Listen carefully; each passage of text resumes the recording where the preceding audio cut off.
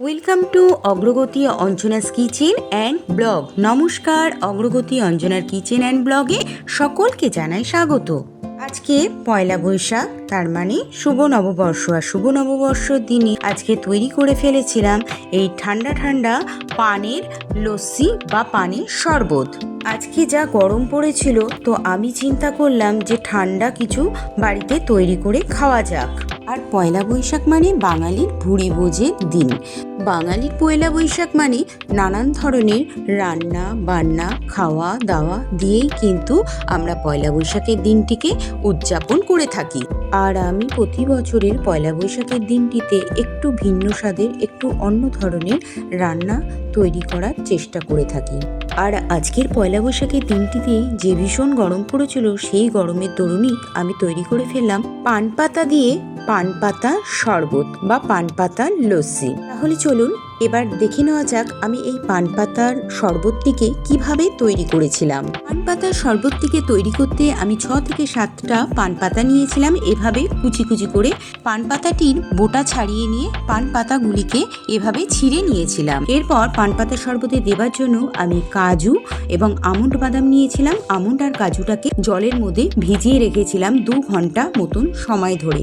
আর পান পাতার শরবতে দেবার জন্য এখানে আমি 1 টেবিল স্পুন করে গোটা জিরে, গোটা মৌরি নিয়েছিলাম, 5টা ছোট এলাচ। আমি এখানে সামান্য পরিমাণে একটু বিট লবণ নিয়েছিলাম। আর কাজু বাদাম আর আমন্ড বাদামটাকে ভিজিয়ে নেওয়ার পর আমন্ড বাদামের থেকে খোসাগুলো ছাড়িয়ে নিয়েছিলাম। পান পাতা শরবতের মিষ্টির জন্য আমি এখানে 100 গ্রাম মতন চিনি ব্যবহার করেছিলাম। তার সাথে নিয়েছিলাম 2টো ভ্যানিলা আইসক্রিম। কাজু বাদাম আমন্ড বাদামটিকে ভিজিয়ে নেবার পর গ্রাইন্ডারেতে আমি একটু আধ ভাঙা পেস্ট করে নিয়েছিলাম। কাজু এবং আমন্ড বাদামটিকে আমি আধ ভাঙা মতন পেস্ট এই জন্য করে নিয়েছিলাম, যখন শরবতটি খাওয়া হবে তখন কিন্তু এই কাজু এবং আমন্ড বাদামের টুকরোটা মুখে পড়লে খেতে কিন্তু ভীষণই ভালো লাগে। পান পাতার শরবতটিকে তৈরি করতে আমি এখানে 500 গ্রাম টক দই নিয়েছিলাম। আপনারা টক দইয়ের পরিবর্তে দুধ দিয়েও কিন্তু পান পাতার শরবত তৈরি করতে পারেন। আমার বাড়িতে দুধটা অতটা কেউ পছন্দ করে না, সে কারণে আমি দই দিয়ে লস্যিটা তৈরি করেছিলাম। এবার মিক্সার গ্রাইন্ডারের বোলের মধ্যে টক দইটাকে ফাটিয়ে নেবার জন্য আমি দিয়ে দিয়েছিলাম, আর তার সাথে এলাচটিকেও দিয়ে দিয়েছিলাম। আর তারপর এর মধ্যে বিট লবণটিকেও টক দইয়ের মধ্যে ঢেলে দিয়েছিলাম। এবার দইয়ের মধ্যে দেখুন আমি চিনিটাকেও ঢেলে দিলাম।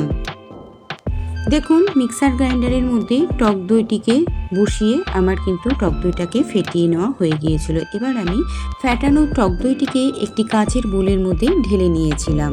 টক দইটিকে ফ্যাটানো হয়ে যাওয়ার পর আমি মিক্সারের বোলের মধ্যে ছিঁড়ে রাখা পান পাতাগুলোকে দিয়ে তার মধ্যে গোটা জিরে এবং গোটা মৌরিও পান পাতার সঙ্গে একসঙ্গে দিয়ে একটি মিহি পেস্ট তৈরি করে নিয়েছিলাম।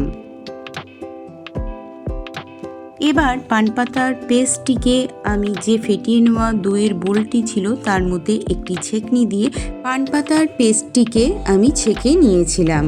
আজকের পান পাতার শরবতটির মধ্যে আমি যে ধরনের ইনগ্রিডিয়েন্টস ব্যবহার করেছিলাম এগুলো কিন্তু পান সাজার মধ্যে সচরাচর ব্যবহার করা হয়ে থাকে। এই যেমন ধরুন মৌরি, এলাচ আর গোটা জিরে কিন্তু ভীষণভাবে হজমদায়ক একটি অব্যর্থ ওষুধ। আর এই ধরনের উপাদানগুলি পান পাতার শরবতে মেশানোর জন্য এই শরবতটি কিন্তু একটি হজমদায়ক ঔষধি শরবতে পরিণত হয়ে থাকে। পান পাতার রসটিকে দইয়ের ঘোলের সাথে মিশিয়ে নেবার পর আমি হাতা দিয়ে ভালো করে মিশিয়ে নিয়েছিলাম, আর কত সুন্দর একটি কালার চলে এসেছে। এবার পান পাতার শরবতটির মধ্যে সেই আধ ভাঙা কাজু এবং আমন্ড বাদামের পেস্টটিকে পান পাতার শরবতের মধ্যে ঢেলে মিশিয়ে নিয়েছিলাম। এবার পান পাতার শরবতটির মধ্যে ভ্যানিলা আইসক্রিমের কাপগুলির থেকে ভ্যানিলা আইসক্রিম তুলে পান পাতার শরবতের মধ্যে ঢেলে দিয়েছিলাম। ভ্যানিলা আইসক্রিমগুলোকে রুম টেম্পারেচারে রাখলে কিন্তু এগুলো মেল্ট হয়ে যায়। ভ্যানিলা আইসক্রিমের পরিবর্তে এখানে কিন্তু আপনারা ফ্রেশ ক্রিমও ব্যবহার করতে পারেন। অনেকক্ষণ ধরে নেড়ে চেড়ে শরবতটিকে গুলে নেবার পর ভ্যানিলা আইসক্রিমটি পুরোপুরি মেল্ট হয়ে এসেছিল। এখানে আমার একটু ভুল হয়ে গেছে, ভ্যানিলা আইসক্রিমটিকে আগে মেল্ট করে নিয়ে তারপরে ফেটিয়ে এর মধ্যে দিলে এতটুকুনি পরিশ্রম করতে হতো না। আর সব শেষে পান পাতার শরবতটির মধ্যে একটি মিষ্টি ফ্লেভার আসার জন্য আমি সামান্য পরিমাণে কিছুটা গুঁড়ো কর্পূর ছড়িয়ে দিয়েছিলাম। কর্পূরও কিন্তু হজমের কাজে ব্যবহৃত হয়ে থাকে। পুজো পারপাস, ঠাকুরের পান সাজাতে, ঠাকুরের পানেতেও কিন্তু কর্পূর, লবঙ্গ এ ধরনের জিনিস ব্যবহার করা হয়ে থাকে। তাহলে তৈরি হয়ে গেল আজকের সুস্বাদু, হজমদায়ক, তীব্র গরমে ঠান্ডা ঠান্ডা তৃপ্তিদায়ক পান পাতার শরবত অথবা পান পাতার লস্যি। তাহলে আজকের এই পান পাতার শরবত অথবা পান পাতার লস্যি আপনাদের কাছে কেমন লাগলো অবশ্যই কমেন্টে জানাবেন। আর ভালো লাগলে আমার ভিডিওটিকে ফলো করে বাড়িতে একবার তৈরি করে খেয়ে দেখুন পান পাতার শরবতটিকে। কথা দিলাম, খেয়ে অবশ্যই আমাকে জানাবেন যে অপূর্ব স্বাদের খেতে হয়েছিল। শরীর ঠান্ডা করা, হজমদায়ক একটি দুর্দান্ত স্বাদের এই পান পাতার শরবত।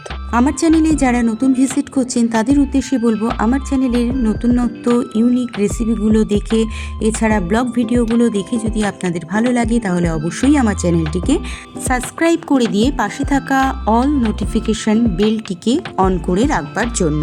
তাহলে যখনই আমার চ্যানেলে নিত্য নতুন এবং ইউনিক কোনো কিছু রেসিপির ভিডিও আপলোড করব, সবার প্রথমে কিন্তু আপনার ফোনেতে আমার চ্যানেলের নোটিফিকেশন পৌঁছে যাবে। আর একটা অনুরোধ সকলের কাছেই রইল, ভিডিওগুলো দেখে যদি আপনাদের কাছে ভালো লাগে তো অবশ্যই একটি লাইক করে দিয়ে যাবেন, এবং লাইকে দেওয়ার সাথে সাথেই কিন্তু একটি হাইপ অপশন ইউটিউব দিয়েছে, সেই হাইপ অপশনটিকেও একটু প্রেস করে দিয়ে যাবেন।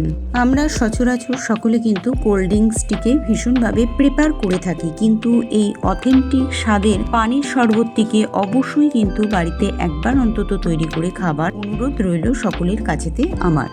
এটি যেমন স্বাস্থ্যের দিক থেকেও ভালো, হেলথ ড্রিঙ্ক একটি, অবশ্যই হজমদায়ক, আর দ্বিতীয়ত এই গরমের মধ্যে কিন্তু এই ধরনের লস্যি খেতেও কিন্তু দুর্দান্ত লাগে। আর পান পাতাকে আমরা শুভ বলে মনে করে থাকি এবং সমস্ত শুভ কাজেতেই পান পাতা ব্যবহার করা হয়ে থাকে। সে কারণেই বছরের শুরুটা পান পাতা দিয়ে আমি শুরু করলাম। তাহলে আজকের ভিডিওটি আমি এখানেই শেষ করলাম। পরবর্তী আবার নতুন কোনো রেসিপি অথবা ব্লগ ভিডিও নিয়ে আমি আপনাদের সামনে হাজির হয়ে যাব। ততক্ষণের জন্য টাটা, বাই বাই, সবাই খুব ভালো থাকবেন।